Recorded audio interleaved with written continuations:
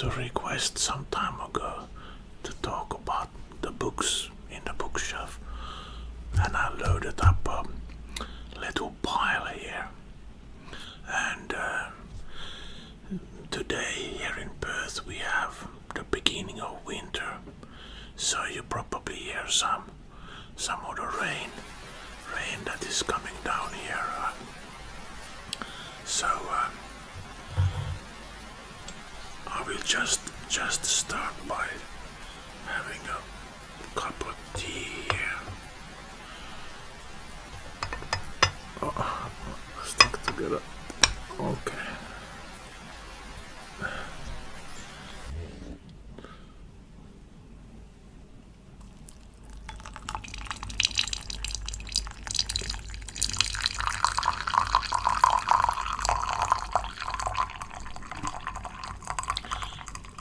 This is the Brewer tea.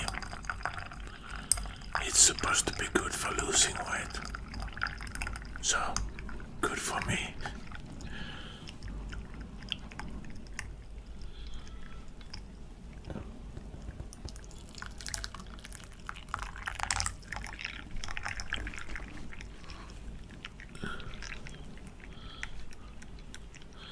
Yeah, it's the winter has sort of started here now in Perth, and it's the rain has started. The rains are actually really important because the rains will be collected in like big dams, and the dams will then be as a backup for summer for water usage.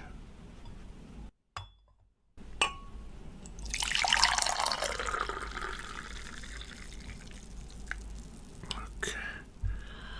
Hope I didn't spill anything there. Okay.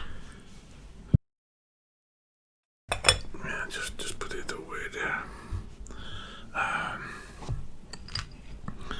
Also have some nuts here.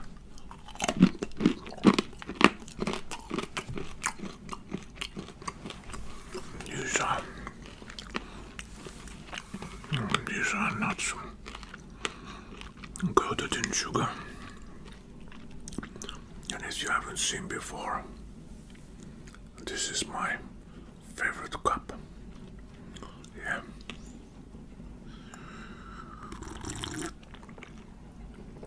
Yeah, I've been thinking of making this video about the books, but just get stuck into the books, what I read, and so what I like. Reading was never easy for me. Believe me or not, I actually learned to read when I was 11 years old. Yeah, 11. It's a long story. I can make a video about it later.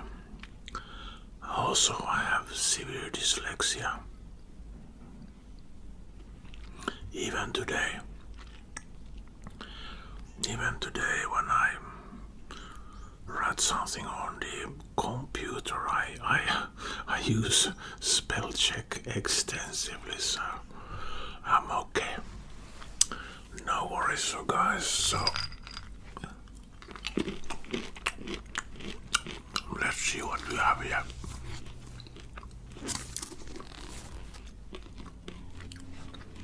Now, this is the travel book.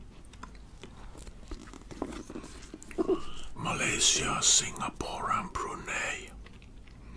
I actually haven't been to Brunei,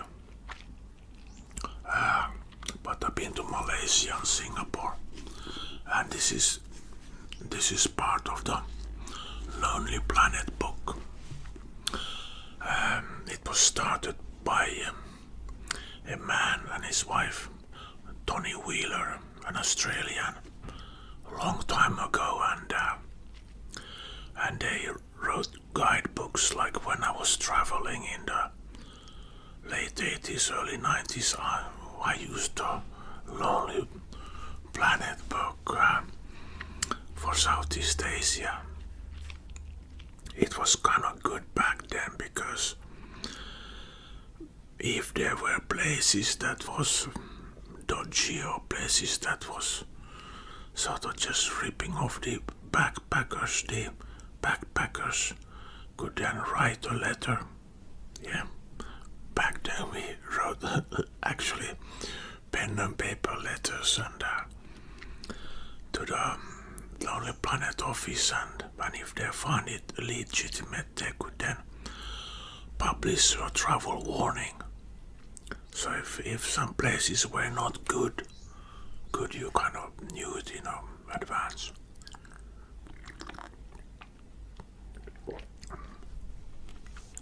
Yeah, it's I understand that.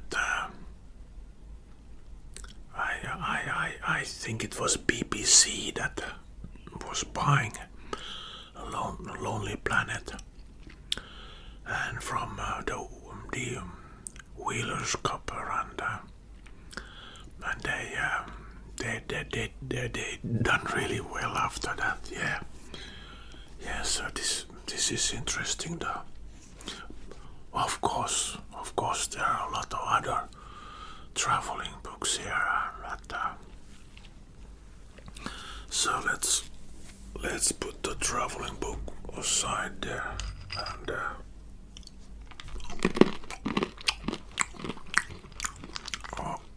it's not so good,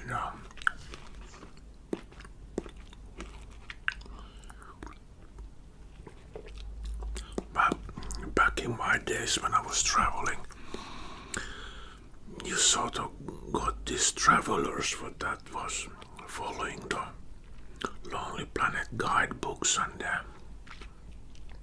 went to sort of the same destination. So if you were traveling through Southeast Asia, you could catch up with some other people on the road. Example, to Australia.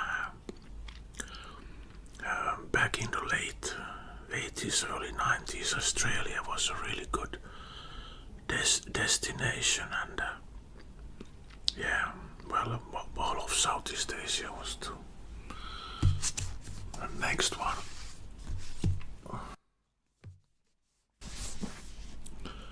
The Intelligent Investor by Benjamin Graham.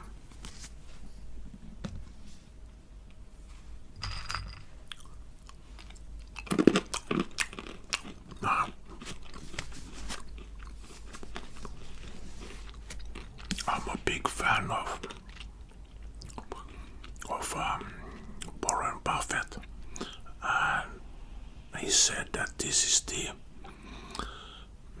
it is sort of like his investing Bible. So I went out and buying it, and some of the stuff here is like second grain bonds and preferred stock.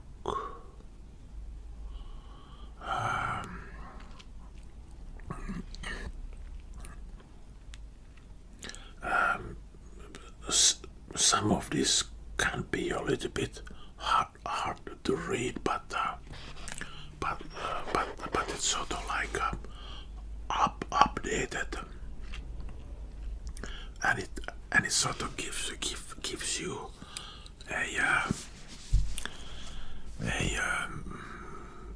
a look into the value investors. So yeah, I like to invest.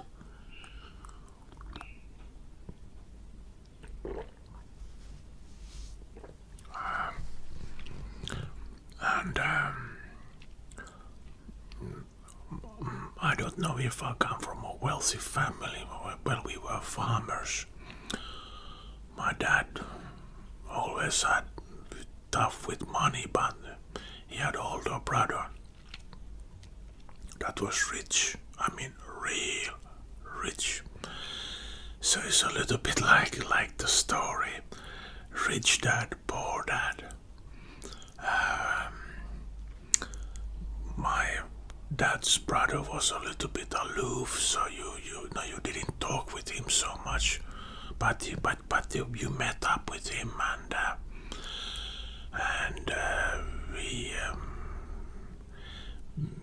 he had wealth, and I could see like, well, it's all with investing long term, not taking too big risks, and yes, so my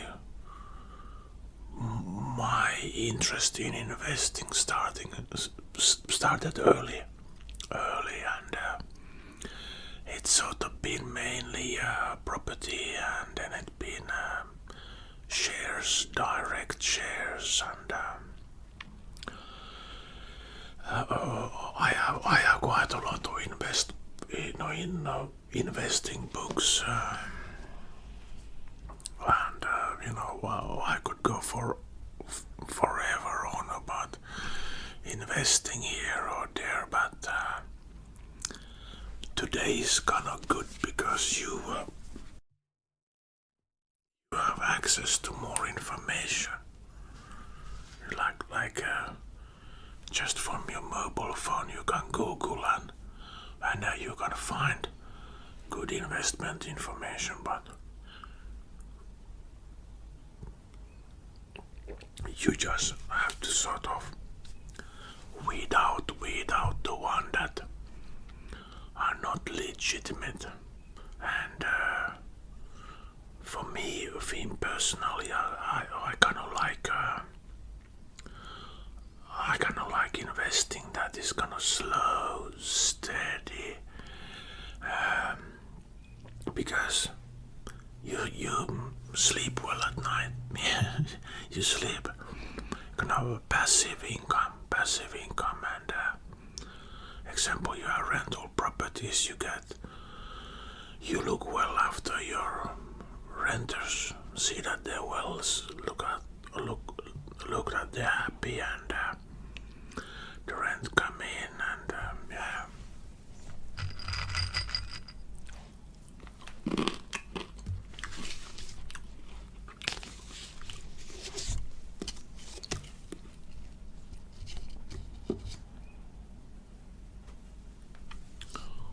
Yeah, Bitcoin, cryptocurrency.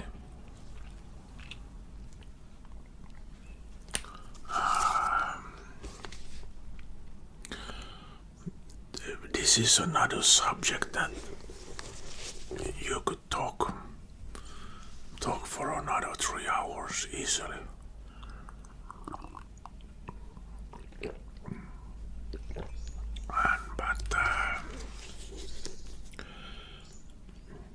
So this is kind of interesting here, because if you see like here, the first thing that we kind of traded was kind of like I don't know, is it a stone with a hole in it, or is it like one of these early coins? Then we had gold, and then we had Bitcoin. Yeah, so yeah, I have a bit Bitcoin, but I am doing mining. I am doing mining at the moment, but I'm not mining Bitcoin.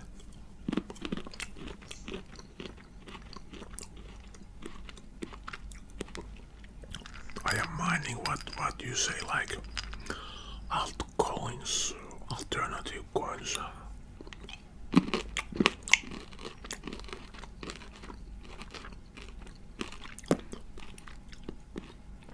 No,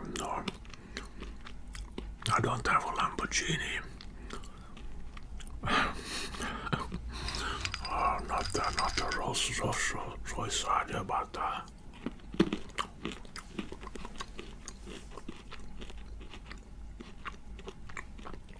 but in my view, it was just a matter of time before there would be some kind of internet currency that people could use,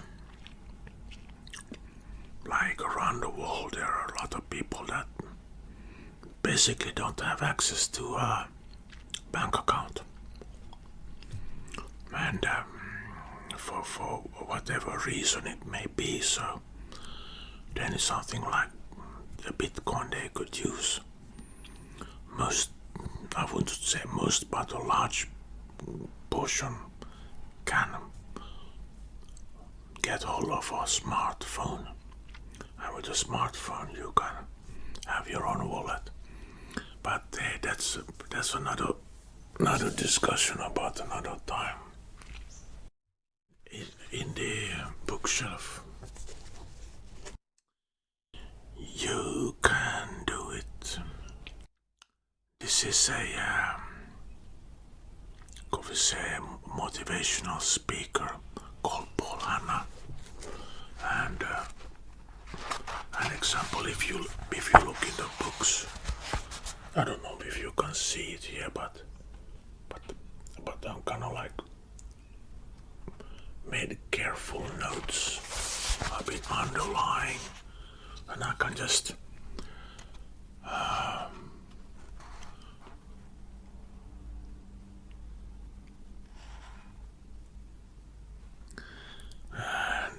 this is just like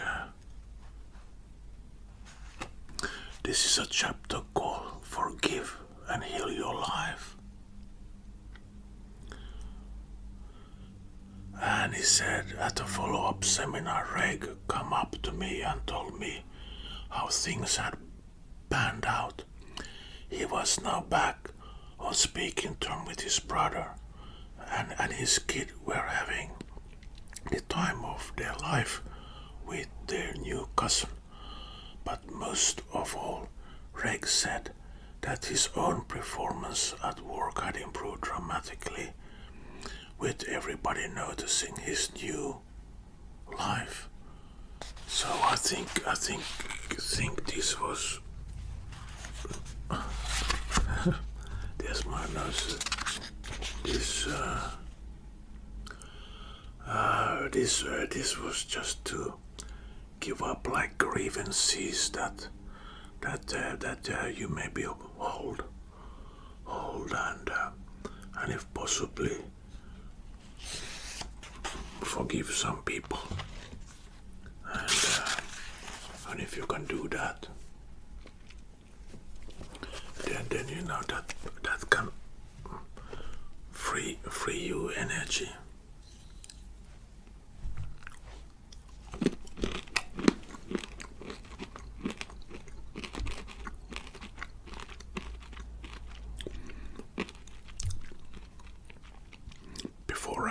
Australia, I knew nothing about positive thinking and self-development, and like it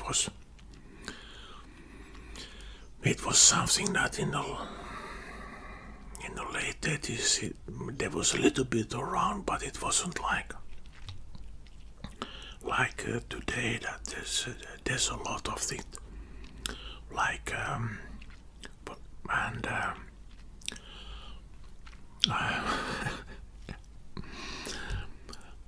I got involved in a multi-level company called Herbalife, and I was actually thinking to make a video about it, and there you had this man called Jim Rohn, and Jim Rohn was working exclusively for Herbalife at the time, and so who is Jim Rohn, and what influence did he have on me? Well, if I mention the name Tony Robbins, most of you have heard about him or you are aware about him. Well, Jim Rohn was Tony Robbins' teacher and mentor, and the thing with MLM companies, example especially Herbalife, was that they had trainings, and you would sometimes 4 times a year you would sit with face to face to Jim Rohn, and you would have like notes like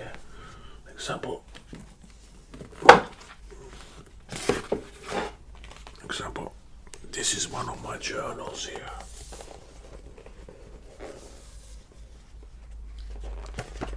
And here I have like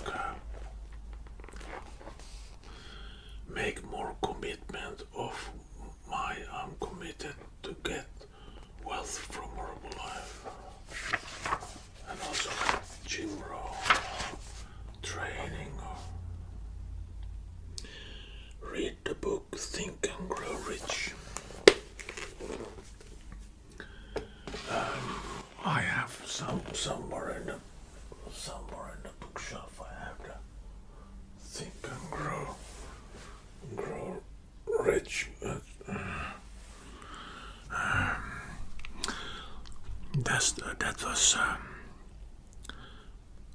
That was one book that Jim Rohn. He was always in every meeting. He recommended people to go out and buy. And according to his own words, he recommended to an audience of 3 million. That's a lot of people to speak with, 3 million. And he once said that there was one person that asked, so how many in your estimate has bought the book?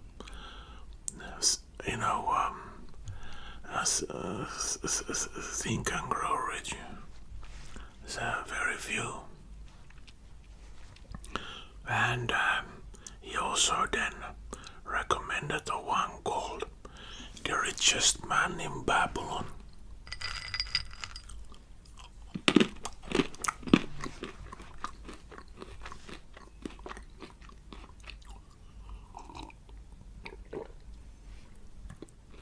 By George Clason.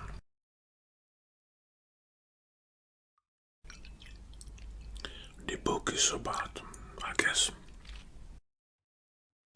about 100 years old now, and but it's a story that it's worth repeating because it's the foundation of all wealth. No kidding. And the book goes into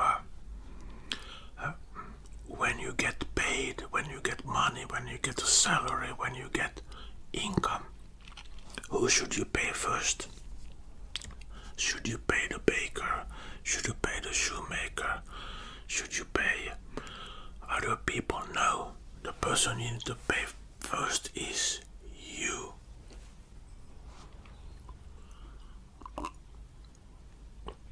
I had a little.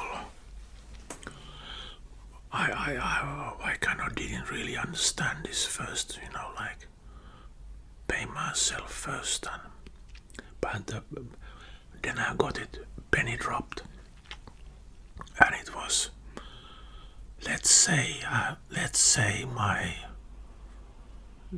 just a number. Let's say my salary is $1,000.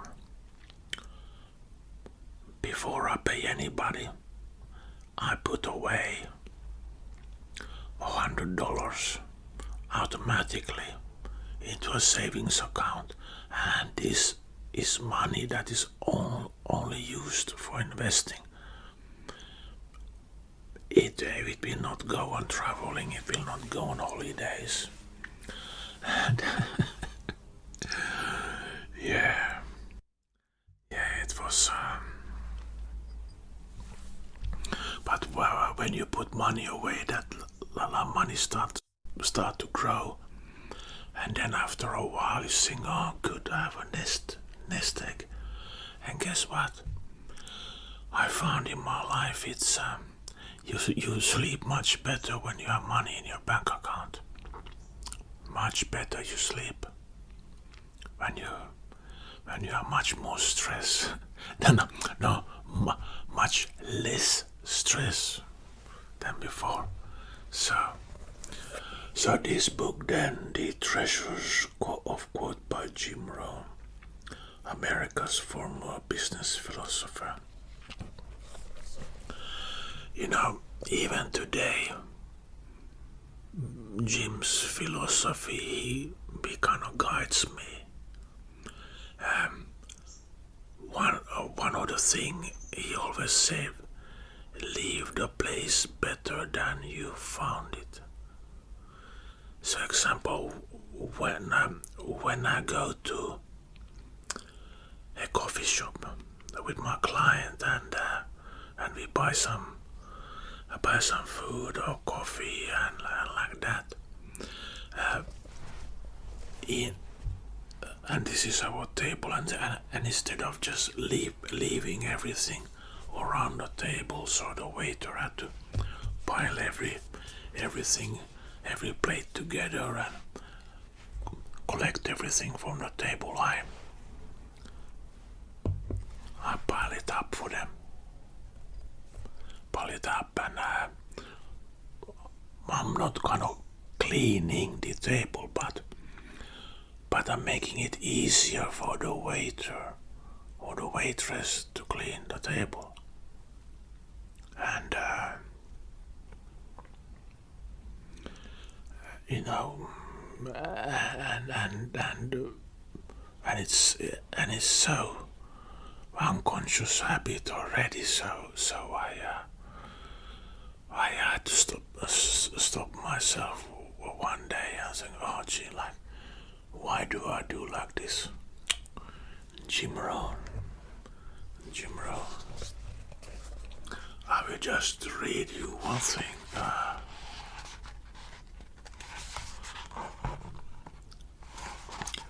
I will just read you one thing from here and then I put it away.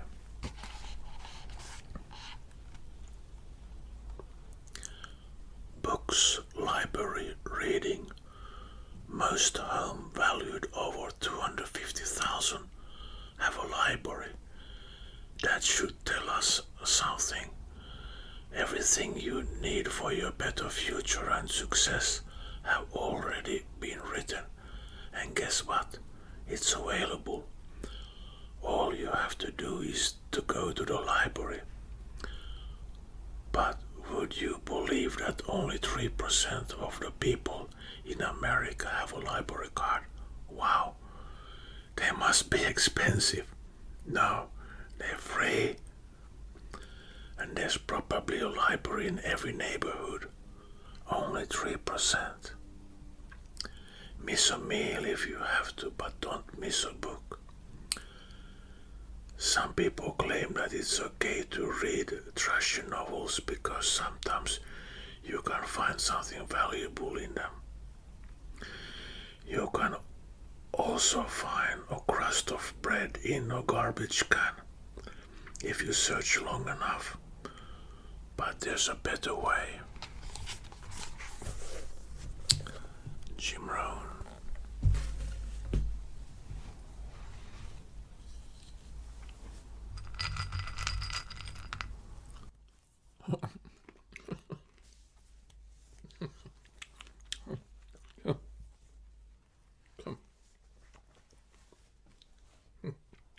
Sorry, the peanut run away.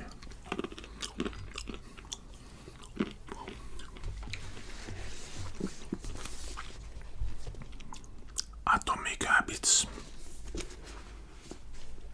by James Clear. An easy, proven way to build good habits and break bad ones.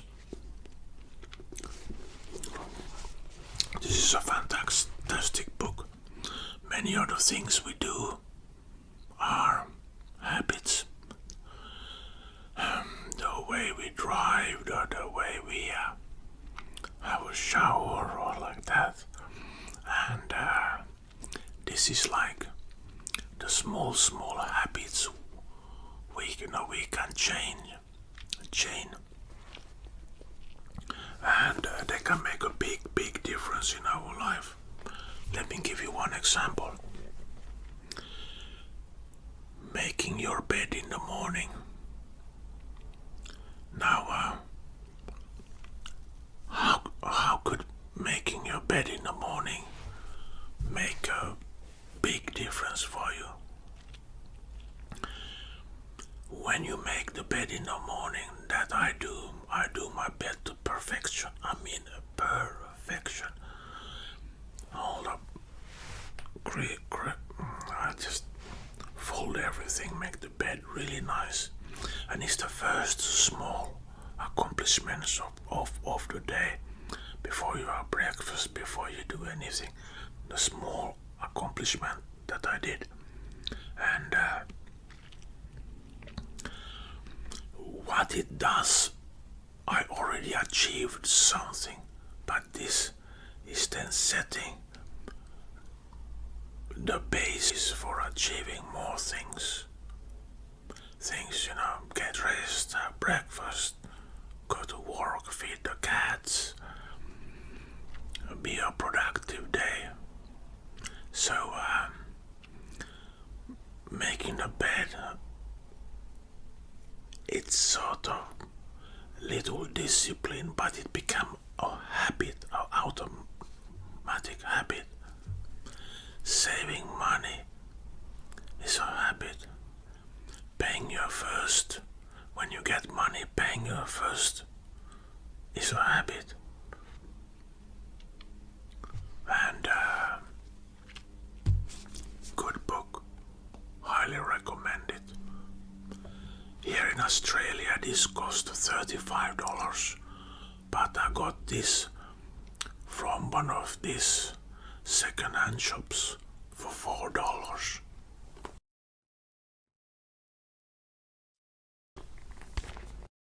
Yeah, I still have this in my bookshelf.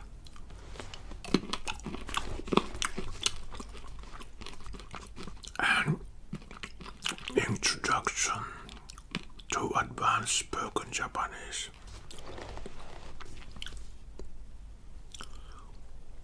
I was in Japan. Was it 4.5 years? That was the really late 80s, early 90s. I went to Japanese school, and this is one of the books. So,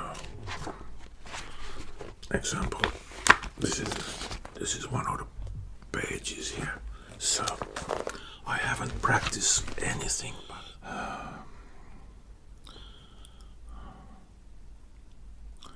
Otto-san, father, and Sumisu. Oh, domo okunatemasen.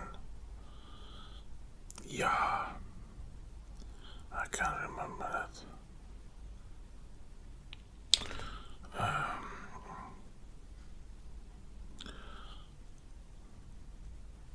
Hashimemashite, hello.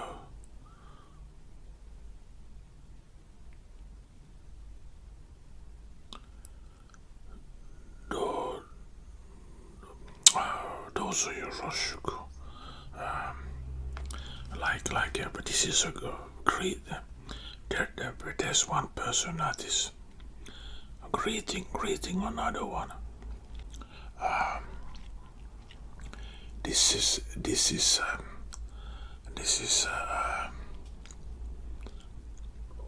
is a conversation.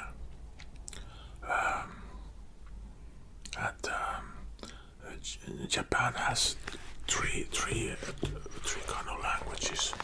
They have or language, or I should say alphabet. Have hiragana, katakana, and kanji. And I just happened to add the book here. I was thinking to make a different video. video about my time in Japan. Next book, Seeds of Greatness by Dennis Waitley.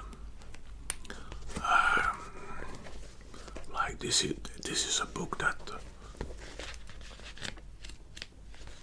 like example, if you open the pages, you can see like I've been highlighting here a lot. So let me just read to you. The second best kept secret to total success is that our minds can't tell the difference between real experience and the one that is vividly and repeatedly imagined. Yeah, it's just like the whole book. I was running out of the orange one, so I started yellow. 10 actions to better communication. It's never too late to communicate.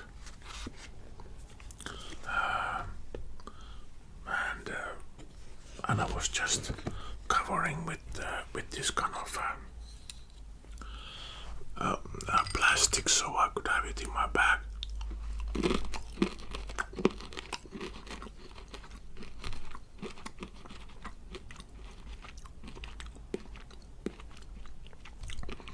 So as you can see,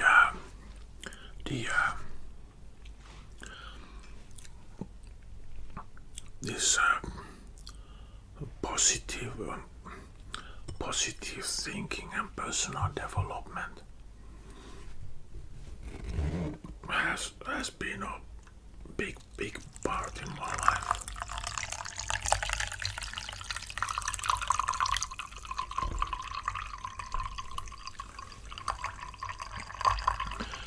Learning doesn't stop when you finish school.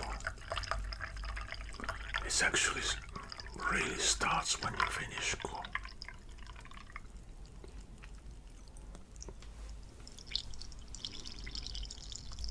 Okay, see if I can.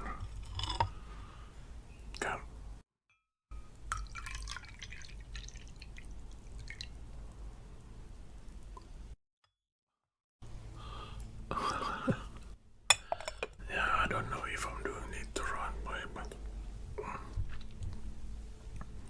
but when I'm talking a lot, I just get my throat very, dry.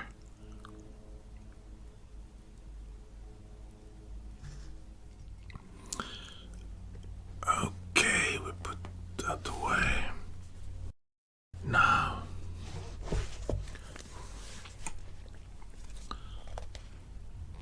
zone therapy, also known as reflexology. This was one of the first books about reflexology, and you can see it's like the pages are getting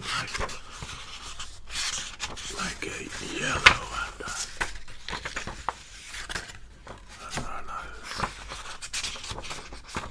and I think I got this.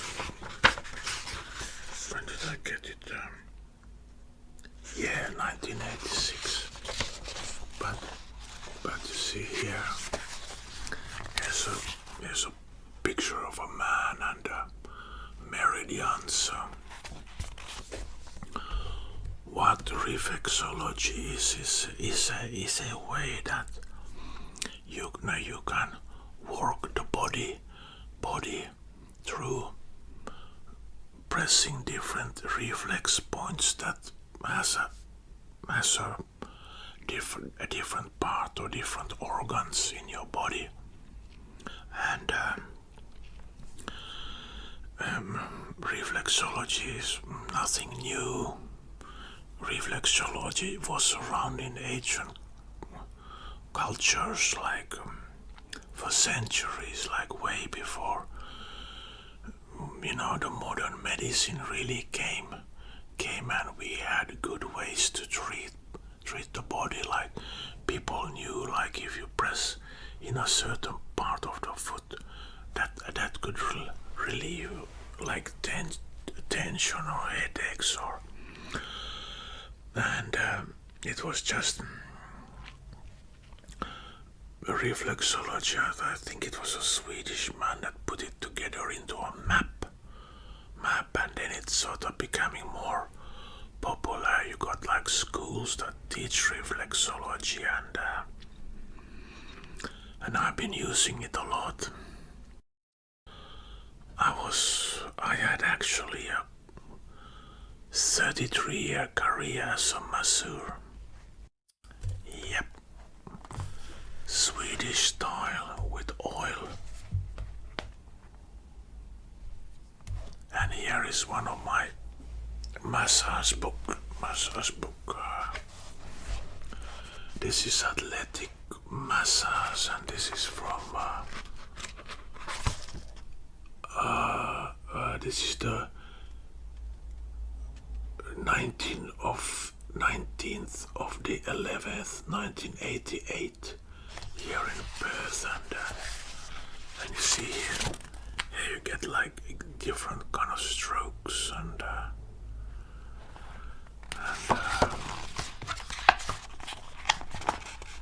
you see, yeah. Here you can see when they're working the feet. Well, why do I have books like this? I will make the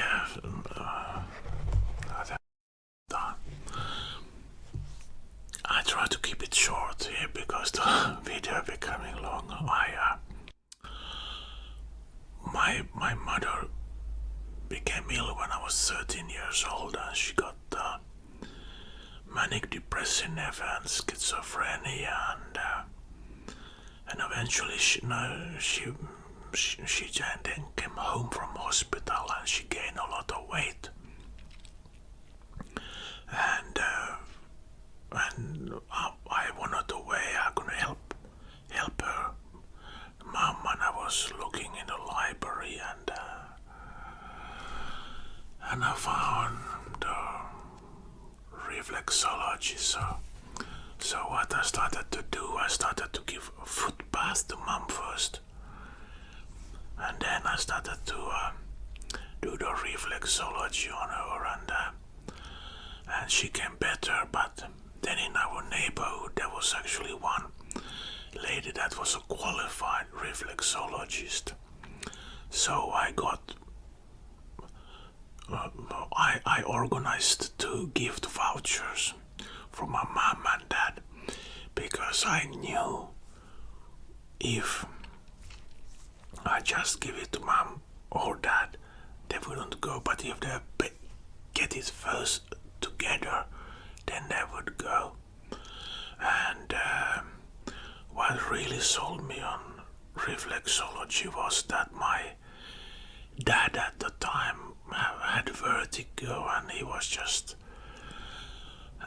his hearing was not so good, but thanks to reflexology they both improved. Now one can't make any medical claim that reflexology is curing anything. Well, I don't know how, but that's what's happened. And that's how I got then into this field of how can you help, and example today, my partner Kathy almost every evening get a foot massage. I'm telling her that she's the envy of all women here in Perth. I will show you how I do a foot massage really easy. Let's say this is your foot.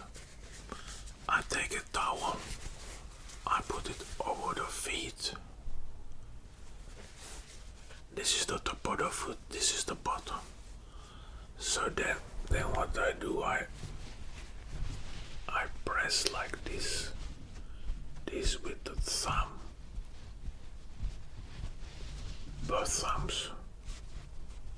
I sort of start here up the toes. That is kind of like from your shoulders up, and then down shoulders, and like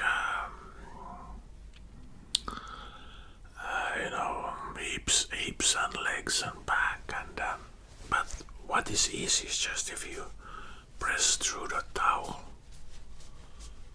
I also have a stick. So I've done a lot of reflexology, and you can do reflexology on yourself. You can release your tension, and yeah.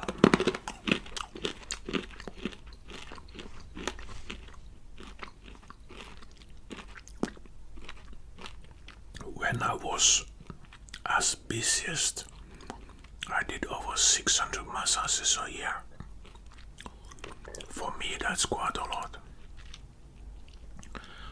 But I think massage is you're like a ballet dancer, or like a dancer that dance on a stage. When you're becoming really, really good, your body start to fall apart, fall to pieces. So I used to have like carpal tunnel here in my wrist, but there's way you can treat it, like pressing here or there, and you can release the tension, man. If I would talk about massage here, I would talk for 3 hours. Oh yeah, I could make a 3-hour video.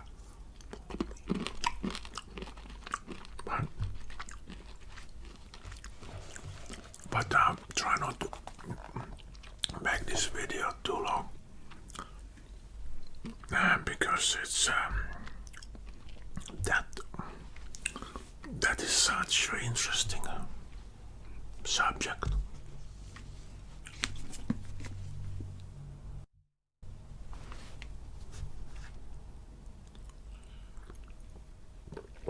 Now, what kind of book is this?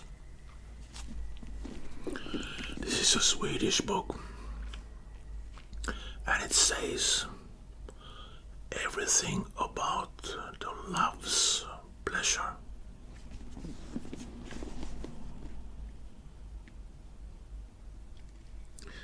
And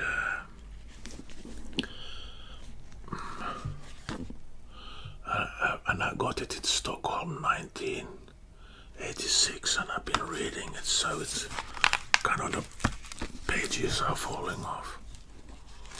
And here is kind of like it's how should I say?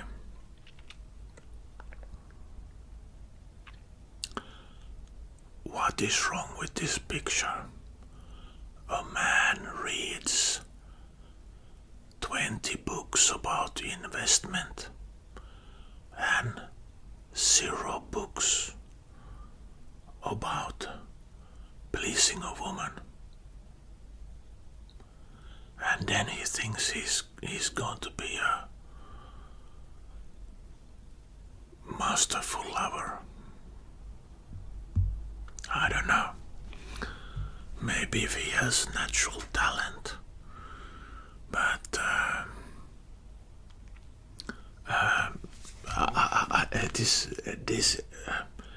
see, back in my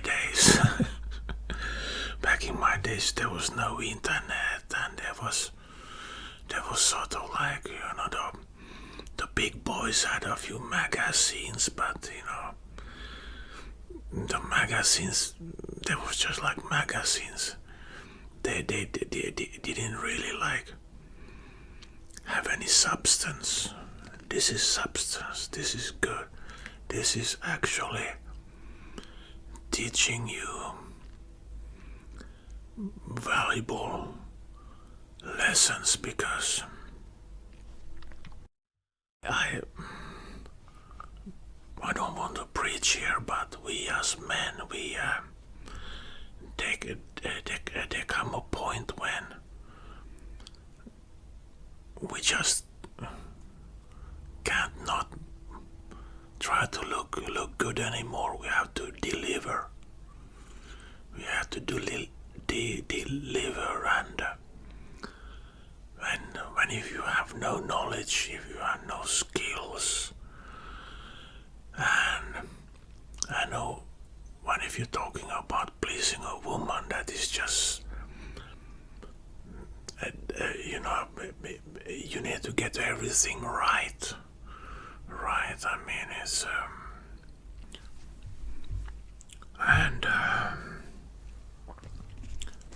and if you have a little operator's manual like this, where you learn things like 95% of men have no clue of.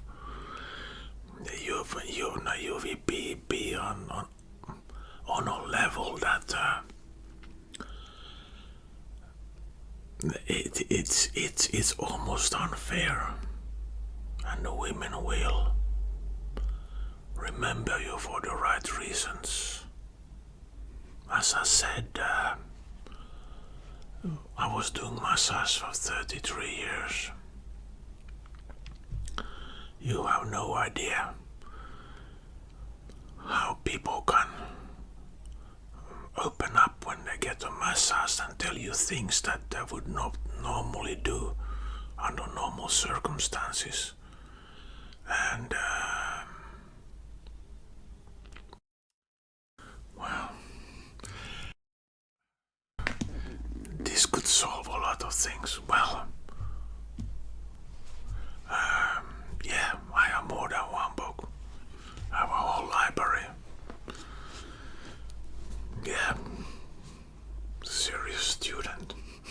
Okay, let's move on.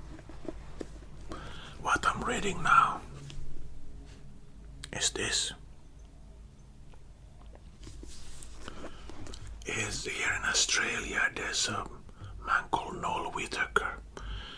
That is a really good financial planner, and he explained the retirement really simple, really easy, and this normally cost $30 Australian, but I got it for $3. Maybe $1.70 US. But this is really good because it goes into the nitty-gritty about retirement. Like example,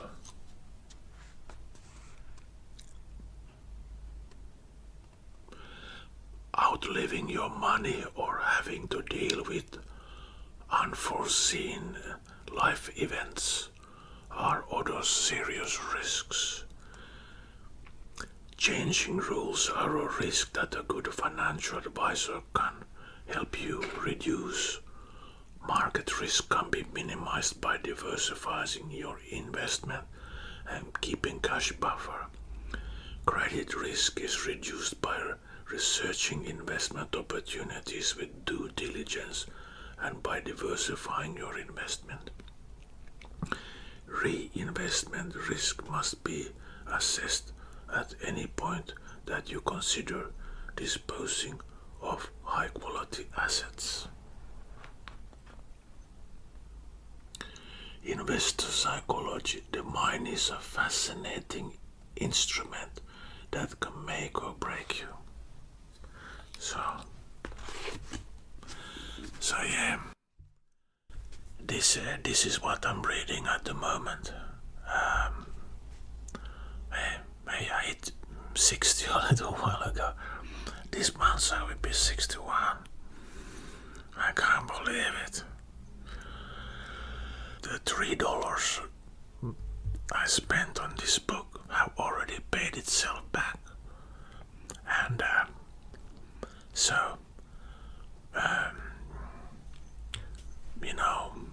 this superannuation fund, mutual fund, this and that, it can be very confusing, but if you can take your time, prepare, read, you will have a lot of knowledge.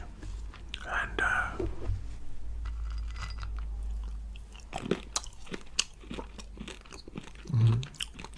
love this nuts.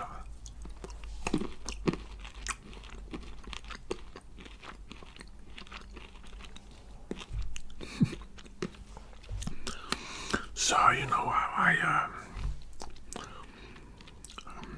was just going through the different books I have in a bookshelf here, and was just going to try to sort of give my honest assessment about the book, and also why I have the book, and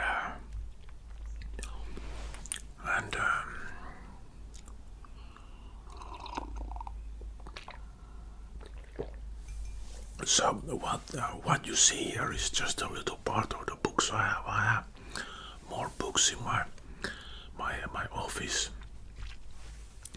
So guys, thank you again for thank you again for watching. Thank you for the support. Thank you for helping me. I really appreciate. Hey, what's your favorite books? Do you have a favorite book? Write in a comment. Do you have any comment about the books I was talking about here? Write your comment. And if you haven't subscribed, please subscribe, because there's plenty space left. Okay, take care, be well, and thanks again. Keep well. See you. Bye.